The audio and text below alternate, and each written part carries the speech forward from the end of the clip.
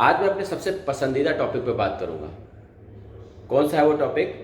Direct selling यानी network marketing. दोस्तों नमस्कार, मैं ओम नराची।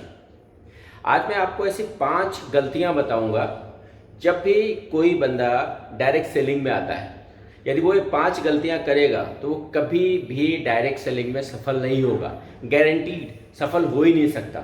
तो वो 5 कौन सी गलतियां हैं मैं आपको वन बाई वन बताऊंगा। और ये मेरा पहला वीडियो है। मैं आगे डायरेक्ट सेलिंग पे कई सारे वीडियोस बनाने वाला हूं। मैं आपको उसमें बताऊंगा किस तरीके से आप डायरेक्ट सेलिंग में 0 से लेकर 100 तक का सफर तय कर सकते हैं। तो वो कौन सी 5 गलतियां हैं, उन गलतियों को जानने के लिए आप मेरे वीडियो में शुरू से लेकर आखिरी तक बने रहिए। मैं आपको step to step, one by one सारी गलतियां बताऊंगा कि कहाँ पे आप कौन सी गलती करते हैं, किस गलती की वजह से आप सफल नहीं हो पा रहे हैं। क्योंकि डायरेक्ट सेलिंग एक ऐसा बिजनेस है जहां पे आपको एक भी पैसा नहीं लगाना पड़ता है।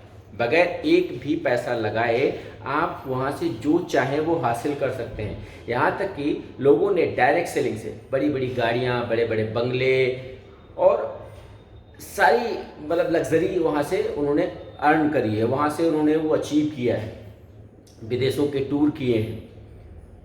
लेकिन जब आप शुरू में आते हैं तो आपको बहुत ज़्यादा आइडिया नहीं होता है कि हमें क्या करना है क्या नहीं करना है। उस समय जो आपका मेंटर होता है यानी जो आपका टीम लीडर होता है वो आपको जैसे बताता है वैसे आप करना शुरू कर देते हैं। गलती से अगर कहीं आपका टीम लीडर अच्छा नहीं हुआ और उसने आपको मिसगाइड कर दिया तो आप फेल हो जाएंगे।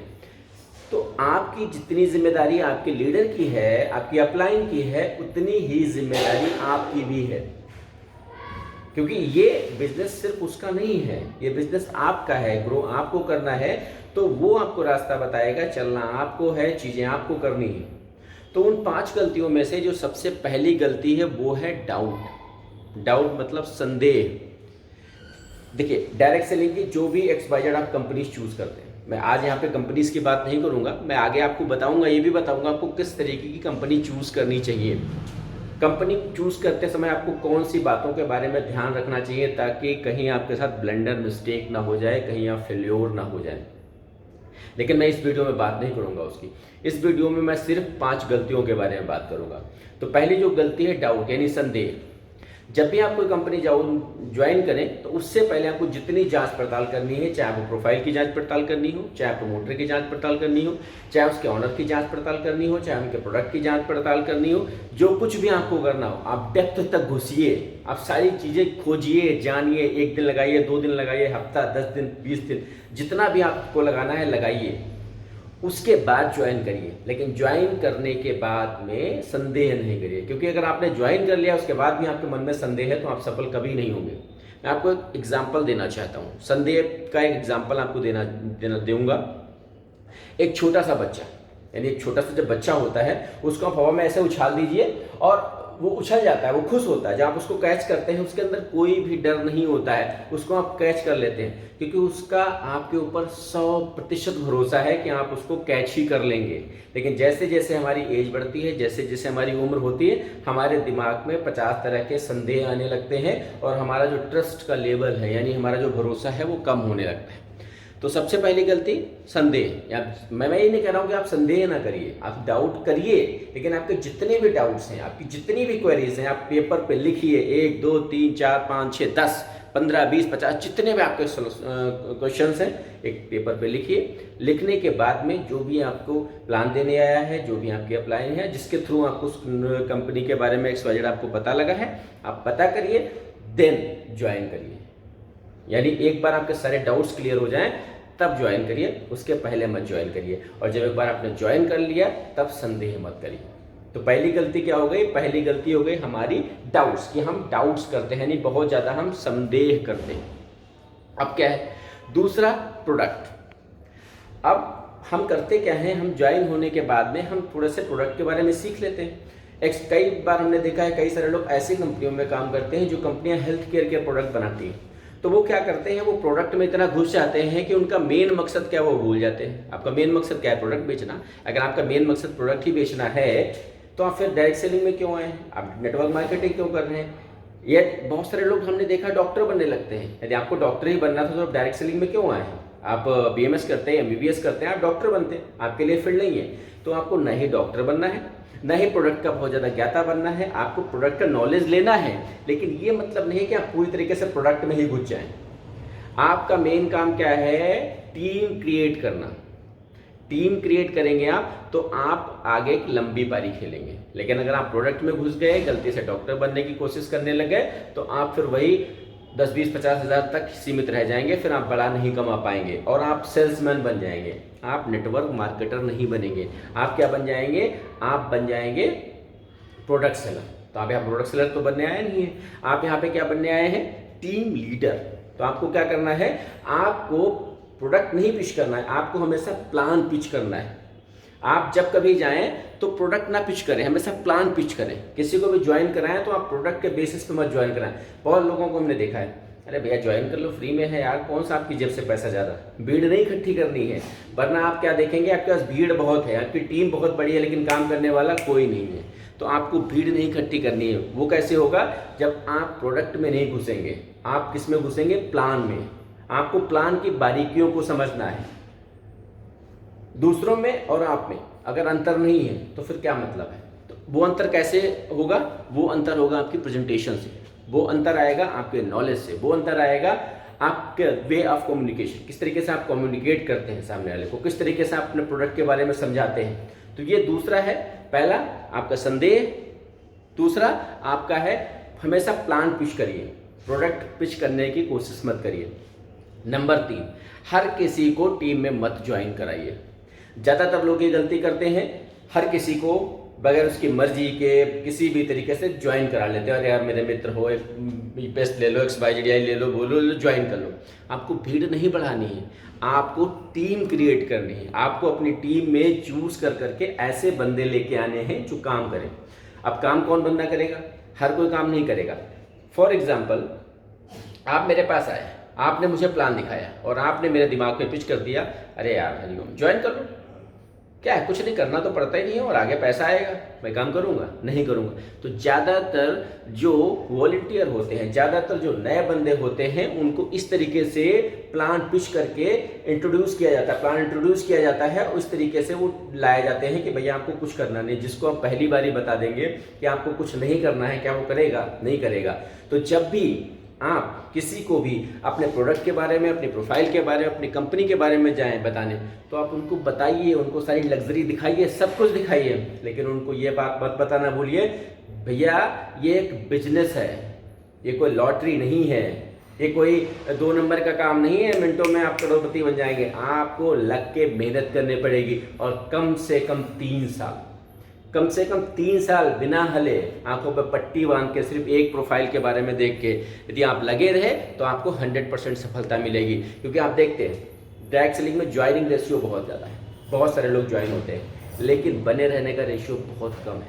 बहुत कम लोग होते हैं जो टिकते हैं। तो आपको टिकने के लिए उनको हर किसी को नहीं ज्वाइन कराना है, सिर्फ उन लोगों को ज्वाइन कराना है जो लोग डायरेक्ट सेलिंग के बारे में सीरियस हैं। तो तीसरी गलती, हर किसी को नहीं ज्वाइन कराना। चौथी गलती क्या है कि हम सिस्टम में नहीं रहते हैं। सिस्टम में रहने का मतलब है, अरे यार आज एक मीटिंग नहीं करेंगे तो क्या हो जाएगा, आज जूम पे नहीं ज्वाइन होंगे तो क्या हो जाएगा।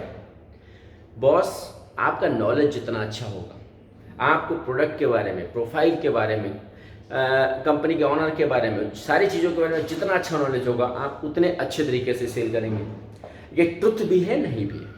कहने का मतलब ये जरूरी नहीं कि आपको सबके बारे में बहुत अच्छा नॉलेज हो तभी आप ज्वाइन कराएं। आपको जो ज्वाइनिंग की एक कला है वो आनी चाहिए। अब किसी को ज्वाइन कैसे कराते हैं, इसके बारे में पूरा सेपरेट वीडियो बनाऊंगा। तो मैं ये तीसरी चीज़ क्या बता रहा था, पहला मैंने क्या बताया, डाउट। दूसरा मैंने बताया कि आपको हमेशा प्लान पिच करना है, प्रोडक्ट नहीं पिच करना है। तीसरा, हर किसी को ज्वाइन नहीं कराना है। आप हर किसी को ज्वाइन कराने के चक्कर में लग जाते हैं। चौथा, हम एजुकेशन लेने में बड़ा कतराते हैं। अब जैसे कि आप किसी को गए डेमो देने, फॉर एग्जांपल आप पेस्ट का डेमो दे रहे हैं, XYZ आप ऐसी कंपनी में है जो आपकी कंपनी का जो पेस्ट है बहुत अच्छा है, आप किसी को डेमो देने गए, उसने आपसे कंपेरिजन पूछ लिया, आपको नहीं आता है, तो फिर क्या करेंगे आप? तो इससे अच्छा है आप अपने प्रोडक्ट के बारे में डेप्थ में जाके सीखें, साथ ही साथ जिन प्रोडक्ट्स के साथ आप कंपेयर करने जा रहे हैं उन प्रोडक्ट्स से क्यों बेहतर है उसके बारे में जानें। जब आप इस तरीके से जाके ऐसा प्रेजेंटेशन देंगे तो वो सामने वाला बंदा इंप्रेस होगा। और जाते ही जब भी आप कहीं जाते हैं, आप अगर प्रोडक्ट का डेमोन्स्ट्रेशन करते हैं तो पूरा टाइम लीजिए, बहुत जल्दी में मत रहिए। बहुत सारे लोग क्या करते हैं, एक जगह गए, वहाँ डेमो चल रहा है, उनके दिमाग में दूसरी जगह चल रही है, दूसरी जगह डेमो कर रहे हैं, उनकी जगह तीसरी जगह चल रही है। नहीं, आप दिन में 1 करिए, 2 करिए, लेकिन जिस समय जहाँ पे डेमो कर रहे हो, प्लान दे रहे हो, उस समय वहीं रहिए, वहीं पे रहिए। और उसको, हाँ, कई बार ऐसे होता है कि आपके प्रोडक्ट में कई चीज़ आपको नहीं पता है, सामने वाले ने पूछ दिया, फिर आप क्या करते हैं, झूठ बोलने लग जाते हैं, घुमाने लग जाते हैं। यार, जो सामने वाला बंदा बेवकूफ़ नहीं है, आप उसको बेवकूफ़ समझने की गलती मत करिए। यदि आपको कोई चीज़ नहीं आती है तो स्वीकार करिए कि सर मुझे नहीं आता है, और थैंक यू सो मच कि आपने ये बार मुझसे पूछी, मैं पता करूँगा और आपको अगली बार ज़रूर बताऊँगा। फ़ोन से आप बता सकते हैं, और उसके बाद आप जाइए, उसको सच में पता करिए, ताकि अगली बार अगर कोई उसके बारे में आपसे पूछ दे तो आपको वहाँ पे आंसरलेस ना होना पड़े। एंड फिफ्थ एंड लास्ट वो क्या होती है, हम टीम क्रिएशन पे ध्यान नहीं देते, हम सिर्फ ज्वाइन पे ध्यान देते हैं, ज्वाइन कराने पे ध्यान देते हैं। एक बार बंदा ज्वाइन हो जाता है, हम रिस्पॉन्सिबिलिटी खत्म कर देते हैं, अब तो टीम करेगी। जब तक आप नहीं करेंगे टीम नहीं करेगी। डायरेक्ट सेलिंग में एक कहावत होती है, क्या कहा जाता है कि जैसा जैसा आप करेंगे वैसा वैसा आपकी टीम फॉलो करेगी, जैसा जैसा आप कहेंगे वैसा वैसा आपकी टीम फॉलो नहीं करेगी।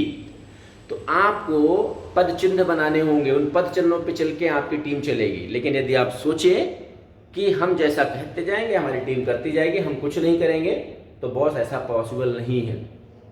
साथ ही साथ आप हमेशा रिश्ते बनाने के चक्कर में रहिए, माल बेचने के चक्कर में मत रहिए, किसी को ज्वाइन कराने के चक्कर में मत रहिए। हमेशा आपका इंटेंशन होना चाहिए रिलेशन बनाने में। जब आप किसी से रिलेशन बना के रखेंगे, किसी से आप रिलेशन बनाएंगे, तो वो आपके ना चाहते हुए भी काम करेगा। लेकिन यदि आपने सिर्फ उससे धंधे वाला व्यवहार रखा, सिर्फ उससे उतना संबंध रखा, तो फिर आप फेल हो जाएंगे, आप टीम मेंटेन नहीं कर पाएंगे। टीम मेंटेन करने के लिए एज बीइंग अ लीडर, आपको लीडर वाली सारी क्वालिटीज़ आपके अंदर होनी चाहिए, आपको वो सारी चीज़ें पता होनी चाहिए। उसके लिए लर्निंग बहुत ज़रूरी है। There are so many books, बहुत सारी बुक्स हैं जो आपको लीडरशिप के बारे में बताती हैं।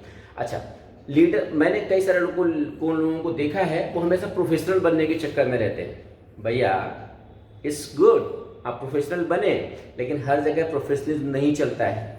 जहाँ पे प्रोफेशनल बनना है वो प्रोफेशनल बनिए, जहाँ पे आपको as a human, as a दोस्त, एज अ गार्जियन बात करनी है, वहाँ पे as a guardian, as a दोस्त आप बात करिए। लेकिन अगर आप अपनी टीम के साथ हमेशा प्रोफेशनलिज्म की बात करेंगे तो आपकी टीम आपके दिल से नहीं जुड़ेगी, और जो टीम आपके साथ दिल से नहीं जुड़ती है वो कभी काम नहीं करती है। और टीम को अपने दिल के साथ जोड़ने के लिए गट्स चाहिए होते हैं, सेक्रीफाइस चाहिए होता है, और वो सेक्रीफाइस एक लीडर को करना पड़ता है। वो सेक्रीफाइस है, चाहे समय का हो, चाहे पैसे का हो, लेकिन सेक्रीफाइस करना पड़ता है। कई बार ना चाहते हुए भी कुछ चीज़ें ऐसी करनी पड़ती हैं जो हम नहीं चाहते हैं, लेकिन फिर भी टीम को मेंटेन रखने के लिए हमको वो चीज़ें करनी पड़ती हैं। तो ये 5 गलतियां हैं। अगर आप डायरेक्ट सेलिंग में आए और शुरू से ही आपने 5 गलतियों पे काम नहीं किया तो आप ज़्यादा लंबी दूरी तय नहीं कर पाएंगे। और ये सिर्फ 5 ही गलतियां नहीं है, मैं आपको सिर्फ इस वीडियो में 5 गलतियां बता रहा हूँ। आगे मैं आपको बहुत सारी और चीज़ें बताऊँगा। वो चीज़ें अगर आप कर लेंगे तो डायरेक्ट सेलिंग में किसी का बाप भी आपको सफल होने से नहीं रोक सकता है। आप 100% सफल होंगे, लेकिन वो आपको करना पड़ेगा। आप नहीं करेंगे तो आप 100% सफल नहीं होंगे। बहुत कम लोग होते हैं जिनको तुक्के में सफलता मिल जाती है, और जिनको तुक्के में सफलता मिली होती है, वो हो सकता है आपको लग रही है उनको तुक्के में सफलता मिली। एक बार आप उनके बैकग्राउंड को भी चेक कर लीजिए। जब उनके बैकग्राउंड को चेक करेंगे तो आपको समझ में आ जाएगा कि उन्होंने कितनी मेहनत करी है। जब उस मेहनत को आप समझेंगे तो आपको समझ में आएगा कि हाँ यार, मुझे लग रहा था कि उसको तुक्के में सफलता मिली है, लेकिन उसने सच में इतनी मेहनत करी है। तो इस 5 पॉइंट्स पे काम करिए। अगर आपको सफलता 100% मिलेगी, 100%, 101%। अगर आपको ट्रस्ट नहीं है तो एक बार इन 5 पॉइंट्स पे काम करके देखिए, और सच में अगर आप सफल नहीं है डायरेक्ट सेलिंग में, अगर आप काफ़ी दिनों से, आपको 6 महीना हो गया, साल भर हो गया है, और 1.5 साल हो गया आप टीम नहीं बना पा रहे हैं, आप प्रोडक्ट नहीं बेच पा रहे हैं, आप प्लान नहीं बेच पा रहे हैं, तो आप अपने गिरेबान में झांकिए। इन 5 गलतियों में से कुछ गलतियां आपको जरूर मिल जाएंगी। मैं आगे और भाई कई सारी गलतियां बताऊंगा। उन सारी चीज़ों पर अगर आप काम कर लेंगे, अपने आप को इम्प्रूव कर लेंगे, तो यकीन मानिए आप डायरेक्ट सेलिंग में बहुत लंबा रास्ता तय करेंगे, लेकिन करना पड़ेगा। आज आपने मेरा वीडियो देख लिया, आपने सोचा करेंगे, लेकिन नहीं किया, होगा कुछ नहीं होगा। तो आप इसको रिपीट कर करके बार बार देखिए, और जो गलतियां मैंने बताई हैं दिमाग में बैठा लीजिए। पहली डाउट करना है, जितने भी डाउट्स हैं ज्वाइन होने से पहले सारे डाउट्स क्लियर कर लीजिए। जब पूरा भरोसा हो जाए, दिल गवाही दे जाए, अंदर से आवाज आ जाए, नहीं, yes this is a good company, यहाँ मैं कुछ कर सकता हूँ, हाँ ये वो प्लेटफॉर्म है जहाँ पे मैं पसीना बहा सकता हूँ, आइए ना करिए। दूसरा, हमेशा प्लान बेचिए। प्रोडक्ट बेचने के चक्कर में मत रहिए। आपने एक बार प्रोडक्ट बेच लिया, उससे जो कुछ 100, 200, 400, 1000, 2000 कमाने होंगे कमा लेंगे, लंबा नहीं कमा पाएंगे। तो हमेशा प्लान बेचने के चक्कर में रहिए। तीसरा, हर किसी को मत ज्वाइन कराइए, कैटेगराइज करिए। क्या वो बंदा आपके साथ ज्वाइन होकर काम करेगा? आप तो पसीना बहा रहे हैं, आप पूरी मेहनत कर रहे हैं, लेकिन अगर वो गधा है और नहीं बनना चाहता है घोड़ा, तो आप उसको घोड़ा नहीं बना पाएंगे। तो सिर्फ ऐसे लोगों पे दांव खेलिए जो आगे काम कर सकते हैं, और वो समझ आपको खुद पैदा करनी होगी, वो समझ आपको खुद पैदा करनी होगी। तो ये तीसरी गलती है। चौथी गलती हम क्या करते हैं? चौथी गलती हम करते हैं कि चौथी गलती हमारी क्या थी? टीम पे हम फोकस हमारा नहीं रहता है। एक बार टीम हमारी बनने लगती है, फिर हम सोचते हैं कि यार हमारी टीम बन गई, अब टीम करेगी तो हम क्यों करें। जब टीम बनने लगेगी, टीम क्यों करेगी, हम क्यों करें? अगर आप ये इंटेंशन के साथ काम करेंगे तो आप 100% फेल हो जाएंगे। और पांचवी गलती है ट्रेनिंग्स मीटिंग का अटेंड ना करना। ट्रेनिंग मीटिंग्स का अटेंड ना करना कहने का मतलब ये है कि आपका जो फोकस है वो आपका फोकस दूसरी चीज़ों पे है। आप सोचते हैं ट्रेनिंग मीटिंग छूट जाएगी तो उससे क्या होगा? बॉस बहुत कुछ हो सकता है। पहले आप रेगुलर होइए, बाद में टीम को ज्ञान दीजिए कि टीम रेगुलर हो। तो इन 5 पॉइंट्स पे आप काम कर लीजिए, और आप देखिए आपकी टीम, आपका काम, आपका बड़े अच्छे स्पीड से चलेगा। इस वीडियो को देख के अगर कुछ लोगों को, चंद लोगों को भी फायदा होगा तो हमारे लिए बहुत प्राउड की बात होगी। दोस्तों, इसी के साथ एक वीडियो हम बाइंड अप करते हैं। अगला वीडियो में फिर से लाऊंगा डायरेक्ट सेलिंग पे, और भी कई सारे पॉइंट्स पे लाऊंगा। ये तो मैं आपको बता रहा हूँ अभी क्या नहीं करना है, फिर आगे मैं आपको बताऊंगा क्या करना है। तो मैं एक सीरीज है हमारी क्या नहीं करना है, ये पार्ट 1 में बना रहा हूँ। कुछ दिनों के बाद पार्ट 2 लाऊंगा। इस तरीके से कई पार्ट्स इस पे आएंगे कि आपको क्या नहीं करना है। फिर उसके बाद में जो नेक्स्ट सीरीज शुरू होगा उस पर होगा कि क्या करना है। इसी के साथ मैं इस वीडियो को वाइंड अप करता हूँ। Thank you so much.